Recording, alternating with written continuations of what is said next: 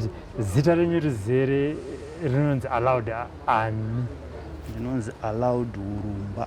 Handitika tatitika timboya kuindustry kunoku timboonawo kuti zvakamira sei, riri sei basa? Ayo basa rinofadza zvakanyanya. Handitika aiwa ndiri kuziva kuti manga muri usungwa, makabuda rini zviye? Ndakabuda muusungwa musi wa16 May 2021. Manga mapedza makore mangani murimo? Ndanga ndapedza 9 years 4 months. Ndinonzi back from college kaitaura vatairi. Ndizvo chaizvo. Handitika no that's why makanga masungirwa mhosva ichi? Mhosva yandakasungirwa armed robbery.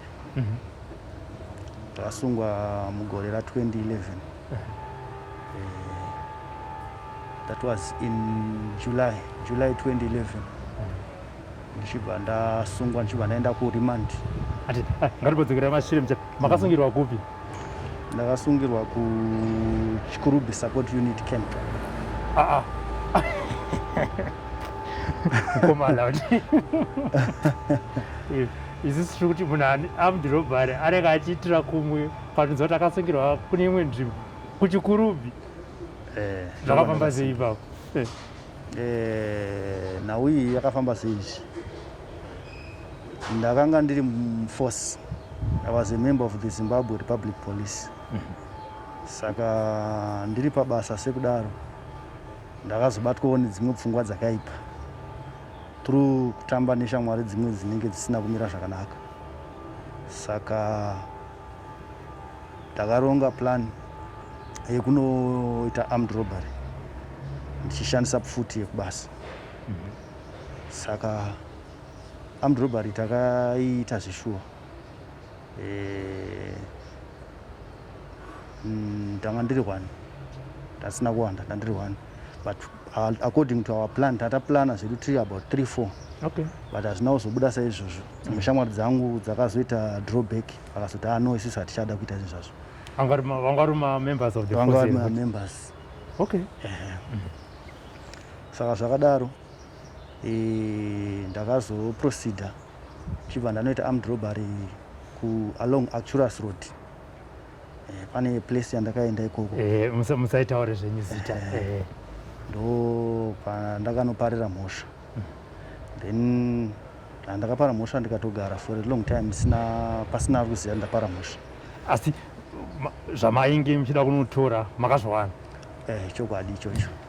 Ngoti mari zvayo by then ndanga ndisati ndaa munhu akarongeka. Ndotenda hangu Mwari kuti iye zvinezvi ndaa munhu anenge ari kuziva zvaari kuita. By then ndasina kutomboronga kuti mari yacho iyoyo hapana kana chinhu chandakamboita naye. Ndakangopera nekunwa doro nekuita zvisina nebasa rese. Saka zvadaro ndakazonokerwa nemapurisa mumba ndakarara. Ndichibva ndasungwa musi wa14 July 2011. Ndobva ndaenda kuHarare Central Police Station ndikagara for 7 days vachiita further investigations.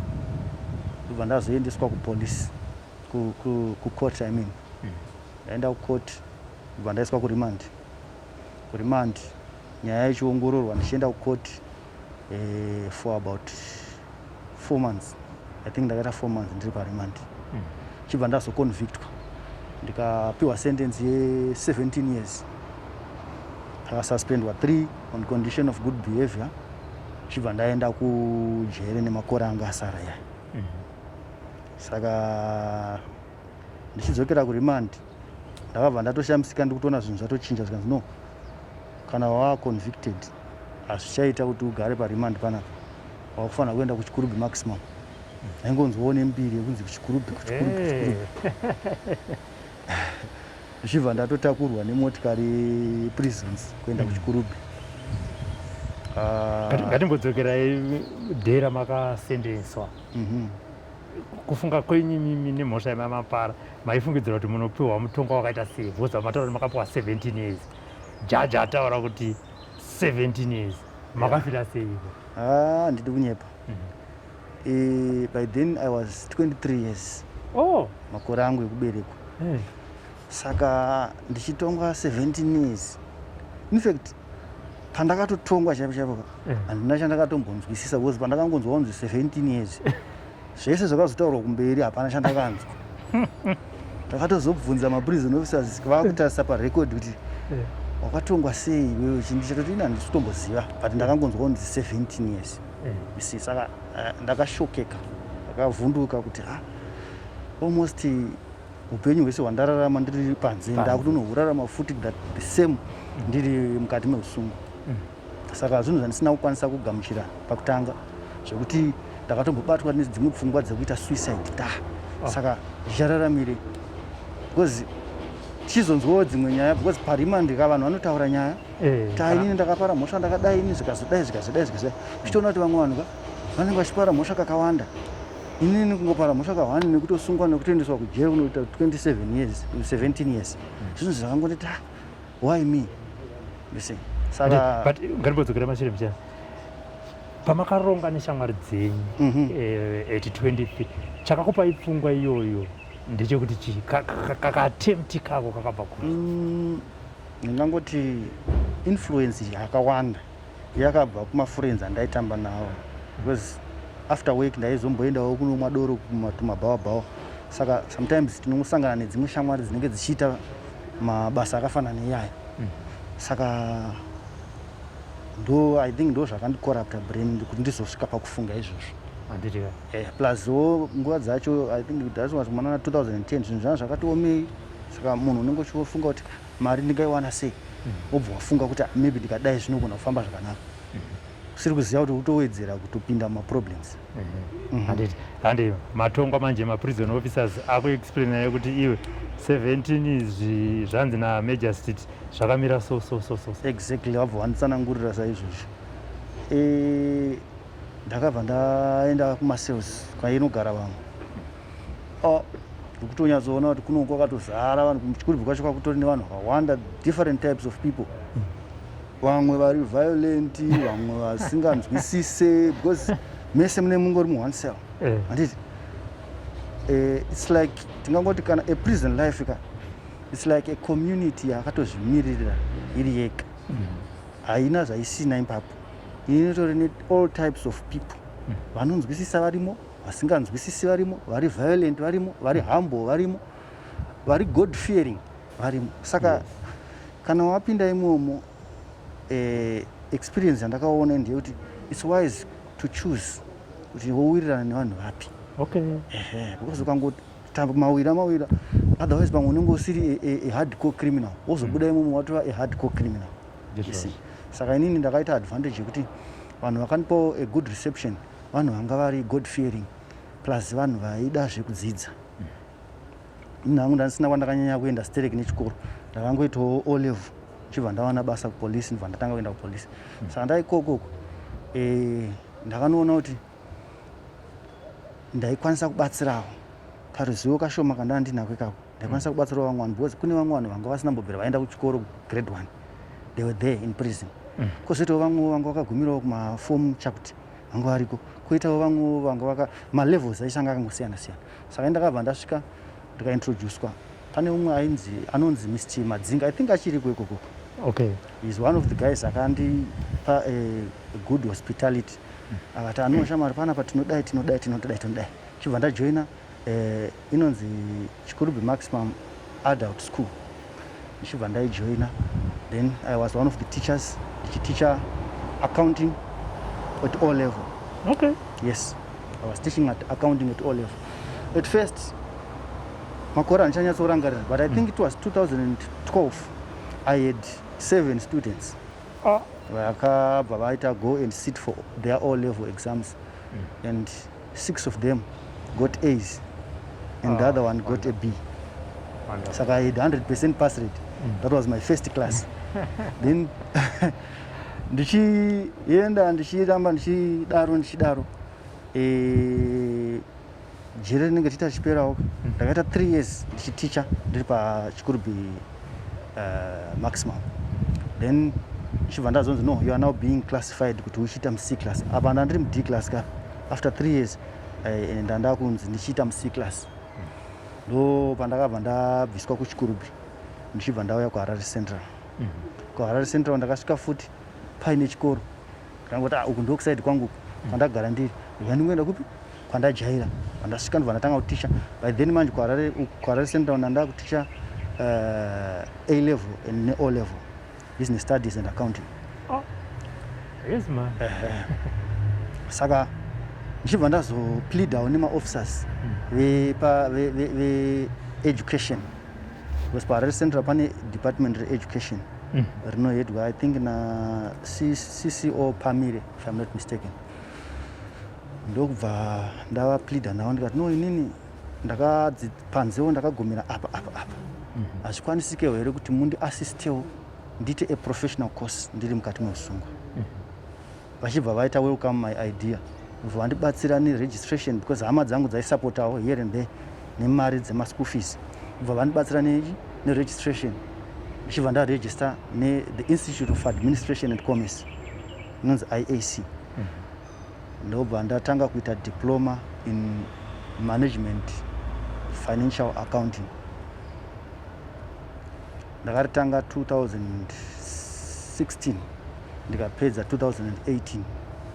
Ndichiverenga ndiri muhall yepaHarare Central Prison iyoyo, ndichibatsirwa nevamwe ma-inmates vanenge vachizivawo zvandinge ndisingazivi, mabooks mamwe ndichibatsirwawo nevemachurches, because pane the chaplain's office, they assisted a lot paprogram yandaiita iyoyo. Saka the chaplains the education office vakabatsirana pamwe chete kundiassista kuti ndikwanise kubuda that diploma. Saka so far ndingati I am a qualified accountant. Yes. Nice. Zvinhu zvandakadzidza ndiri mujeri. Ndiri panze ndakatobvawo ndine O level chete, ndikaitawo A level mujeri, ndikaitawo professional course yangu ndiri mujeri. Ngatimbodzokera futi pama-prison officers achikutsanangurirai kuti ndo zvavakunogara uri 17 years idzi dzabviswa. Reception yema-prison officers yanga yakamira sei? Nekuti tichinzwa isusu panze kwatinogarawo, hanzi kana wavharirwawo kumabatirwa aonoitwa akaoma. Imi makabatwa sei ma-prison officers? Inini handidi hangu kunyepa. Musavaitire favor ka? Tautaura chokwadi chakaitika. Ma-prison officers, they react zvichienderana nemunhu wavari kudhila naye. Kana munhu ari violent, they have to be strong, they have to apply their force kuti vakwanise kukondena munhu iye. Inini zvangu I was never violent. Saka treatment yandakapuwa nema-prison officers was moderate, if I am to say. It was okay. Handina kana any complaint navo, because ndikanzigara pasi ndaingogara, ndikanzisimuka ndaingosimuka, ndikanzibva apa enda apa ndaingoenda apa, ndikanzi nguva yekurara yakwana ndaingorarawo, ndikanzi chimuka itai zvakati. As long as you follow what you are told, I don't think you will face any problem with prison officers, because they are there to maintain order in prison. Hama vakawanda tinonzwa kuti kana munhu achinge commit crime, hama dzinogona kutokurasa. Imimiwo pane rubatsiro here rwamaiwanawo from outside? Ndamutsa zvenyimutaura kuti vamwe vamboiva nemanyaya dzemabooks. Reception yanga yamira sei kana kuti ukama hwenyu nehama dzenyu imimi? Manga makaroora here 23? Yeah, I was married. I was married. Mukadzi wangu pandakasungwa akamboshingirira kuuya zvishuwa achiuya kuchikurubhi achitotiwo shamari pandabva ka ndafamba netsoka kubva mene panofambwa netsoka zvakanyanya steri kubva panokurirwa malifts acho kusvika uchibva pamaflats. Ndichitomuti ashamari iwo there's no need kuti urambe uchingouya kuno kanditika, unongouyawo here and there semunhu wekuti uri munhu wechikadzi, panofambwa netsoka panonetsa. But akamboshingirira akauya 2014 2015, then 2016 akabva aneta, ndo pandakapedzisira kumuona. Up to now handisati ndamuona. Ndakazongonzwawo nemastories kuti mudzimai wako zvakazodai zvikazodai pataura zvakawanda, but izvozvizvi ndakamusiya nemwana ka, mwana ari kumba kwedu kuna hanzvadzi yangu, ndokwaari ndiri kusapota mwana wangu kubva pandakangobuda, ndakangotanga kusapota mwana wangu. Handiti mungamublame here mudzimai? No, absolutely no. Handimublame. Why ndisingamublame is because inini pandakapara mhosva hapana chaiziva. Number one, handiti ndakafunga nepfungwa dzangu ndoda ndozodai, ndobva zvanoipa kumberi. Iye akatrayawo kumirawo neni kutraya kuti timbotsvaga malawyers timbodii pamwe ungabudirewo mumhosva zvikaramba. Handiti abva anzwa ndatongwa 17 years. Of course we had planned it to be together, but she has a life to live. And saka it was not fair kuti ndiite prejudice upenyu hwake kuti amire neni panguva yese yandenge ndiri mujere. Haini ndakazviona sezvinhu zvisiri fair. Even kuzoregera kuya kwaakaita nekuzoroorwa nekuzoita sei andambomublema zvangu. Handiti pamakaita armed robbery apa maidya mese namadhamu kuti mamautodywa neboys. Like I said before, it was a moment of madness. Inini ndainyanya kudhakwa and mamwiro acho andaitoita ka ndichizoudzwa nevanhu hanzi waitoti iwewe kana wadhakwa waiti budai murodhi vanhu vese fambirai kusaidi uko. You know, such kind of things zvokuti ndichitoziudzwa taitozviramba kuti handini here ndaita zvinhu zvakadaro. Saka inini ndandakarasika zvakanyanya. But iye haana kuona here kuti nesarara yamaitambira as a police officer nemanwiro amakuita haana kubvunza here kuti mari iri kubva kupi? Kubvunza aibvunza, but munoziva sevanhu vechikadzi ka iwe ukazongovhesa kuti iyo munhu aibva anyarara, but waitonyatsoona kuti munhu ari kususpecta kuti something is wrong. Mazuva kubvunza aitobvunza, but ndaizongomuti aiwa iwewe ndezvevanhu vimesi siyana nazvo zvinei. Right, musi wamakasungwa matanga kuenda hati pane kaprocess vachiita mainvestigation nekuzoenda kuremand, mairamba mhosva? Ini ndairamba mhosva, ndairamba zveshupa. Saka makazopleada? Pane pamwe pauti unonyatsoona kuti uri kuramba hako, but mhosva wakada sei wakapara. Unongoida kutraya kuzvisevha, but sometimes it doesn't work because mapurisa vaya vanhu vanotozivawo basa ravo. Handiti saka vanenge vane evidence yavo, if they can produce that in court, the magistrate can see kuti no, munhu ari kuramba hake but ane mhosva. Vakawanda vandaitonzwa vachitoti iwo pawakatongwa waita sei, waibvuma here? Vaiti ndairamba, but ndatoona kuti most of the people vanouya kuprison ka hapana anenge achimbobvuma mhosva, vanenge vachiramba. Inyaya yekuti munhu anenge akuda kuzvisevha, that natural instinct yemunhu yekuti you have to defend yourself even uri wrong ndo inenge ingoripo, but kana mhosva yaparwa yaita sei yaparwa. Hande kwarara central imi muri kuita diploma range, kune zvinhu zvakawanda, mabasa anoitwa emaoko, kunoitwa carpentry, kunogadzirwa bhutsu, kune zvezvikuru kwaassembliwa midhudhudhu. Chakaita kuti mizochuza kuti inini zvanoda kuti ndiite ndezvizvi chii?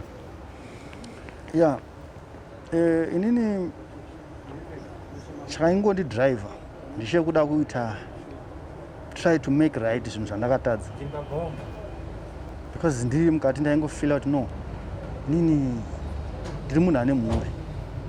Handiti mwana wangu izvozvo ari pai, ari kudyei, ari kuenda kuchikoro, zvinhu zvaingondishungurudza ndiri mukati. Saka nenyaya yekuda kuti kana inini ndaiziva kuti one day ndichabuda panze, saka kana ndabuda panze ndichazoita sei, ndine maresponsibilities andinofanira kufulfill. Number one, kuti mwana iyeye akwanise kuwana chikafu, akwanise kuwana chekupfeka, akwanise kuenda kuchikoro. Ndo zvinhu zvaindidriver kuti no, at least iwewe ukabva kuno kujere usina chaunogona kuti ichi ndinonoita, uchanorarama sei wapanze. Saka izvozvo ndo zvinhu zvaindipusha kuti no, at least chiita a diploma, ibva ndazvipusha kuti ndiite that diploma. Ndikapedza, ndapedza ndandichiri netime futi ndichi muprison. No, ezvinezvi job market iri kunetsa, this ma-academic side hakuna mabasa akanyatsoti svikiti. Chitsvaga mamwe mabasa emaoko aunoita sei aunoziva zvekare.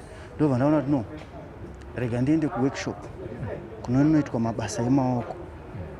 Lucky ndichibva ndaona pane a new project yaiitwa yepashowroom yamambotaura nezvaiyai. Pane a new project yanga ichangotanga. Ndobva ndato maofficers obva vatoti no, we need someone who is responsible. Inini ndandiri stage ka kujeri, toda munhu anokwanisa kuita responsible nemamwe ma-inmates. Ndichibva ndapuwa a group of 30 inmates. Kanzi iwe ndiwe stage wavo, because maofficers vanochinja ka, nhasi maofficer vanenge vari pava, mangwana havapo, but inini I was there every day, you see. Saka I was responsible for those guys. Tichiita basa, we were involved in building, carpentry, welding landscaping among other duties. Saka taingoita zvakawanda tichingogurupana. Imimi 5 for the next 2 weeks ndimuri kuita landscaping, the other 5 ndimuri kuita zvakati, imimi ndimuri kuita zvakati. Saka in all those groups I was the overall leader. you see. Saka zvakadaro, our main thrust chandakaona inini chakanyanya kutibatsira ndechekuti we had a focused leadership yanga iripo ipapo. By then ma-prison officers vanga varipo vakati no, tine this project iri kutanga, but at the same time we can embrace the rehabilitation efforts ekuti no, ma-inmates ava ngavachidzidza. Of course i-project iri kutanga, but at the same time vanokwanisa kudzidza mabasa pachitanga this project. Ndo pakabva patangwa zvekugurupa zvandandichitaura izvi. Saka inini ndakatanga nekuita zvebuilding, because ndaisagona kuvaka ndiri panze kai. Ndibva ndato papa nemabuilders from outside, ma-seasoned ones vaiziva zvavaiita, ndo vaiti assista vachitipa kuti apa unodai apa unodai apa unodai kudai. Ndibva ndadzidza building for about 2 months ndiri kuside kubuilding. Ndikatoona kuti ndakutogona kuvaka, ndakutoziva kuti how do you mix cement neivhu isina. Saka ndabva ikoko ndibva ndaenda kuwelding. The same apa nema-supervisors vaibva from outside vachiona kuti how are you progressing, muri kukwanisa here kubata zvinhu zvekutanga, zvinotevera nezvinotevera, zvakaita saizvozvo. Saka ndakaita building, ndikaita welding, ndikaita zvelandscaping. Zvese izvozvozvo I do have information yekuti mukanditi ita izvi ndinozvikwanisa. Saka zvakandibatsira because ndakaona kuti no, besides having an academic qualification, it is also good to have a hands-on qualification yekuziva mabasa emaoko. Yes. Kuassembla ma-motorbikes makatokusvikawo here kana kuti maingoti inini ndahappy nezvebuilding? Kuassembla ma-motorbikes at first ndaimbopota ndichienda, but kutozonyatso kugona chaizvo ndakatogona ndaapano pabasa. Ukoko ndaiziva maparts, kuziva kuti this is what handiti, but kuti ndichinyatso kuziva kuti zvinobatanidzwa so kubva apa kusvika apa ndakanisati ndakuzvigona. Pandakabva kuprison ndakazonyatsowana full information yekuti unozviita sei ndapanapa, because pane marecords acho yekuti unotanga neichichi, unodai. Maakuda kunobuda, maakuziva kuti mazuva enyu term yenyu yaswedera. Kana uri mujeri unonzwa sei? Pane kafiva kamwe karipo kanoitika, because you will be sort of unenge uchida kubuda futi, but uchitya futi kubuda kwacho, because ezvinezvi economy yedu vanhu vanenge vachingonzwa, because mujeri hauna information yakakwana, but unenge uchingonzwa nemafunga kuti ezvinezvi panze zvinhu zvakadai, mari hadzisi kubatika, zvinhu zvakaoma, life yaoma panze, zvinhu zvachinja zvazodai zvikasodai. Saka that information inoita kuti munhu uve insecure, no, pandichabuda ndichanosangana nei. Saka I was happy kuziva kuti no, I'm ending the prison life, but at the same time I was nervous kuti ndichazonotangira papi. Exactly. Saka naMr. Gelos Pereira makasangana sei? As I told you before, pandanga ndiri pashowroom, I was the stage anga aripo ipapo, the leader among my inmates. Saka Mr. Gelos is a hands-on person. Anouya achiona ega kuti zvinhu zviri kufamba sei. Saka pavaiuya vaiona tichishanda, vachiona vachi-identify. I don't know how he identified me, but vane zvavakaonawo zvandaita zvavakavafadza. And he went on to talk to the officers. Vakati, no, this guy is a hard-working person. Ndichazoda kushanda naye kana abuda mujeri. That's when I got to be here. Saka ivo kwavari vakasvika kuti chii kuti allowed uya kuno? In fact, at first inini ndanzwa information iyoyo from the prison officers. They directed me to approach him, ndichitomukumbira a formal, and of course he had identified me, but vakazoti no, we have to formalize this. Wewe unofanira kunokumbira kuti no boss ndiri kuda kuti kana ndabuda panze ndozowanawo basa kwepi panze, and ndobva ndaita saizvozvo. Akabva ati hapana dambudziko, as long as maofficers vako vachiapprove kuti wewe une behavior yakanaka, hauzouye uko wozononosvika wotinyadzisa futi, because this is an established company. Haufaniri kuzoti wotora futi unhu hwako hwekudhara hwekuti ufunga zvekubira futi vanhu wakuuya nawo pakambani. Ndo chinhu wani chakangotaura no, as long as you are a changed person there's no problem. Pamakabuda hama dzakakugamuchira sei? Hama handidi kunyepa. There was some kind of division. Kune vamwe vakandigamuchira, kozoita vamwe handingati havana kundigamuchira, but nyaya yekuti vanga vatokanganwa nezvangu. They were not in close contact neni. Vanga vasingandishanyira kujeri. Because munoziva kuti mind yemunhu inokanganwa. Zvekuti paunozoudzwa unozoti uya kusungwa gore rakati rakazodai zvikazodai. I think ndo zvakaitika pavari. But tazosangana zvedu as a family, because pakatoitwa a welcome, inonzi ceremony. Can we call it a ceremony? Yes, a welcome ceremony. Nina hapana chandaiziva. Musi wandakabuda, my sister, my brothers, they came vakanditambira ku prison. Ndobva vatonditora vakaenda neni kumba vakati no, iwe wanga uri kujeri, hazvitoti tiende newe kumba kawani. Handiti tine kumapostori kwataimboendawo kuna namadzibaba, ngatimbotarika neikoko. Kana pane mhepo kana mweya tsvina, mweya wejeri wanga uri pauri, pamwe unoona ushandirewo zvikaita sei, vasasarira ipapo. Ndobva taenda tese kumasowe, and tabva ikoko tibva tazoenda kumba. Taenda kumba kuya kuenda kutoona vanhu vese vakatoungana.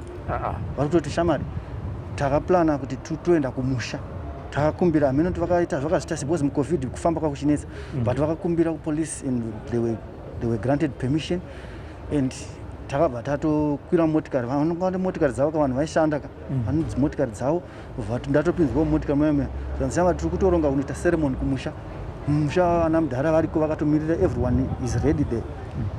Ndobva tatoenda kumusha totoona kwakato mombe dzitori pamuti 2 zviutonzi zvifanira kuurayiwa, welcome yangu.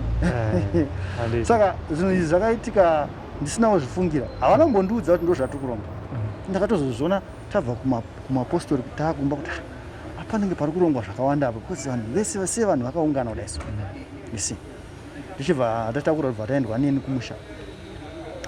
Saka we had the church service, vanhu vakandipawo mukana wekuti chimbotaurawo, and achibva ndangotendawo hama kuti no, this is wonderful zvamandiita nhasi namuzvitarisira.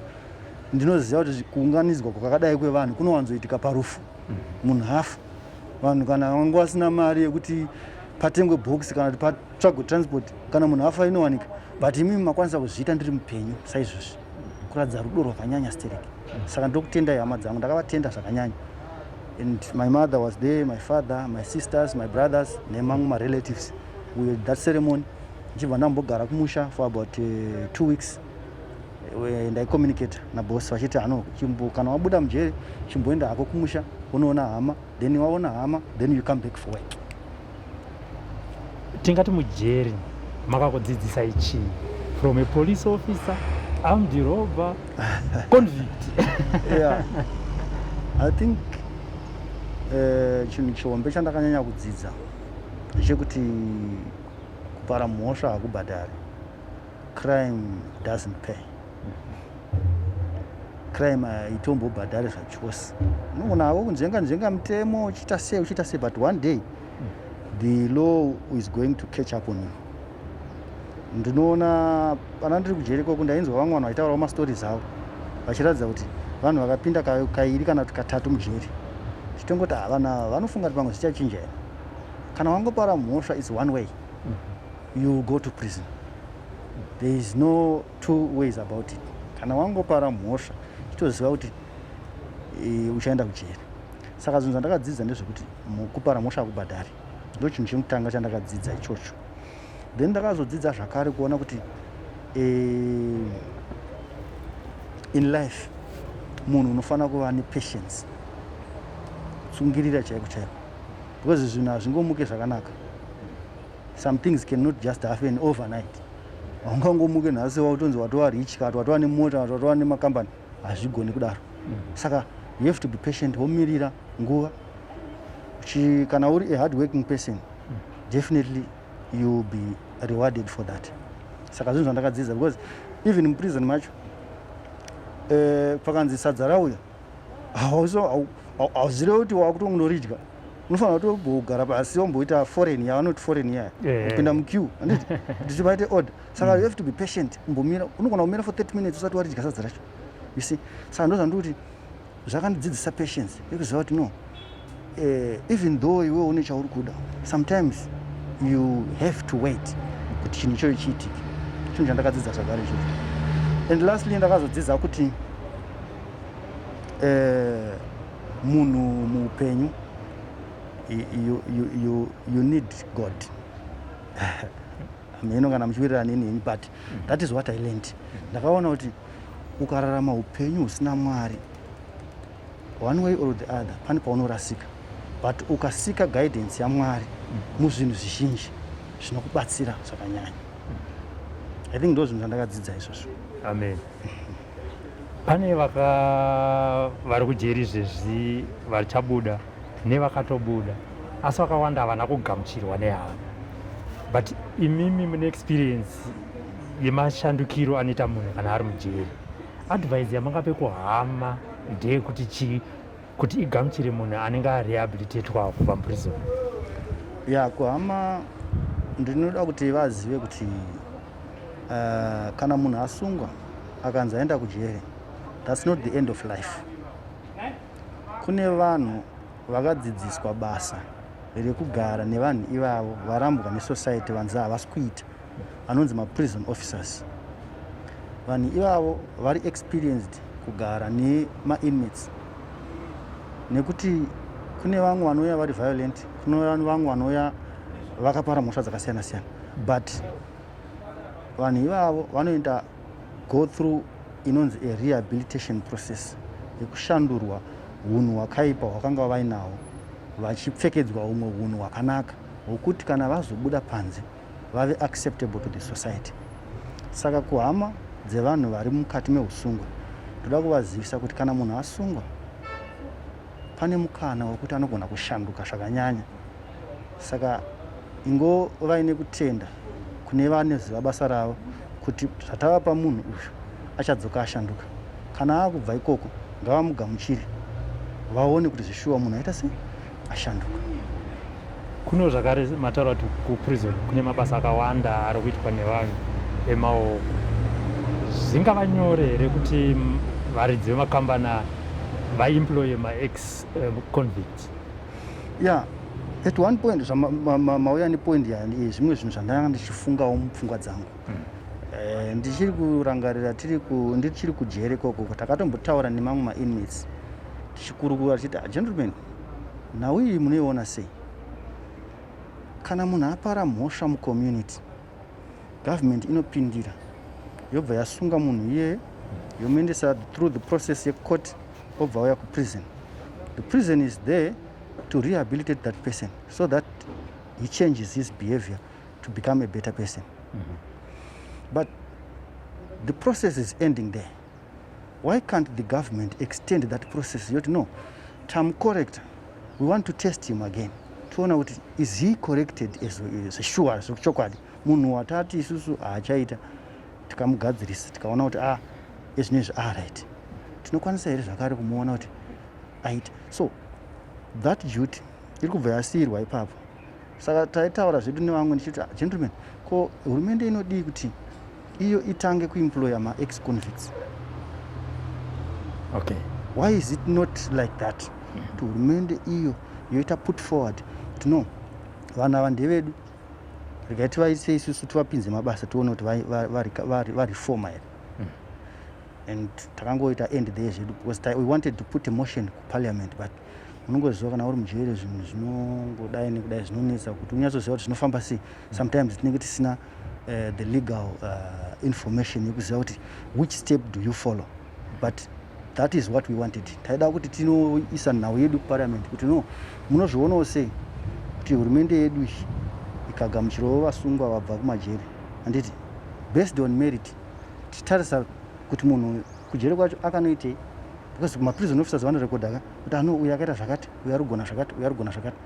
Then those vanenge vachionekwa vanzi vari kuita zviri nani, why can't we take them back anditika tombovatraya kuti ano ngatimbovashandisei tomboona kuti vanoitei.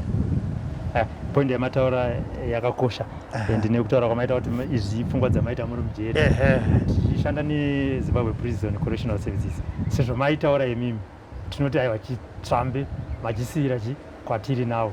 Isusu tichaendawo kuhurumende tinoti ndo zvavari kutaura, chitipaiwo mhinduro kuitira kuti vari mukati tonovaudza kuti hurumende iri kuti ukaita behavior yakanaka, ukaita mabasa ako emaoko, hongu mabasa ari kunetsa, asi mukana wekuti iwewe tinogona kukuemploya uripo.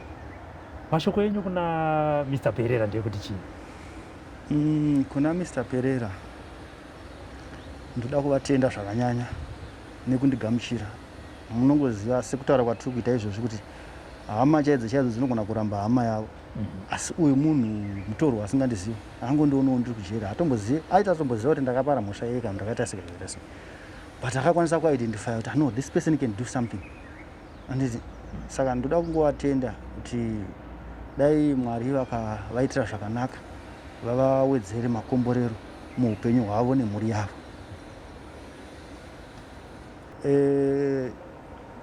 I think zvinoitika kuprison ndezvekuti pane yavanoti remission.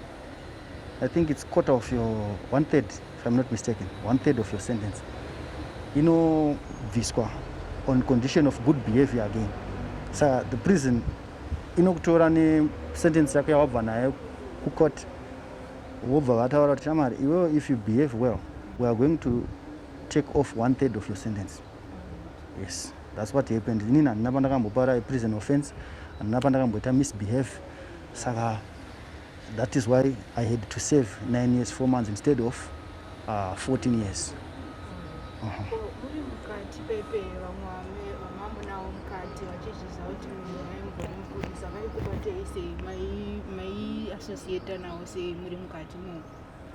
Yeah, ichokwadi pane ka stigma kamwe karipo kekuti vanenge vari ma-ex uniformed vaya vanenge vachinzi aiwo wakambondisunga paya pezvo wakambodaidzwa, because sometimes kana uri mupurisa kana unotosunga munhu kana ndobasa rechipurisa. Saka sometimes vanhu vaya futi unozonosangana navo kupi, because they are jailbirds, havabudi mujeri ka vanhu vacho, mavazhinji vacho vanongoramba vachingodzokera. Saka at one point pane mumwe wandakasangana naye wandakambosunga, saka akambondipa hake hard time, because munongoziva mujeri zvinenge zvichimbodai nekudai, but pandakangoripota issue yacho kuma-prison officers, they had to separate us kuti tisagara pamwe chete nemunhu iye. Saka pane kastigma karipo kekuti vanhu vanenge vachiti no, kana wanga uri mupurisa kana kuti wanga uri mujeri ukazosungwa, vanokuti right, iwe waitisunga nhasi wazosungwawo manje, saka toda kukupfidzisa muno mujeri manje. You see now, ndo zvinoitika izvozvo, but hazvina kunyanya kuitika, angosvika kawanda kwandiri, zvakangoitika kawanda. And then mabuda mapabasa stigma iyoyo chiripo ine vamwe munoshanda navo vanenge vasina kumbobvira vakapinda. Handidi kunyepa hangu, pano pabasa panapa handisati ndambosangana ne-anything chingada kurerekera kune that thing, hapana, because vanhu vakangondi-accepta sezvazviri and we are working well navo. Ininiwo I'm humble, that's the one advantage yandinayo zvangu paupenyu. Ndakangoidzidzawo mushoko raMwari kuti munhu kuti zvinhu zvako zvifambe zvakanaka, you have to be humble. I respect everyone. Nevamwe vandoziva kuti in terms of hierarchical orders epabasa vadiki kwandiri, but I still ndinongova respect.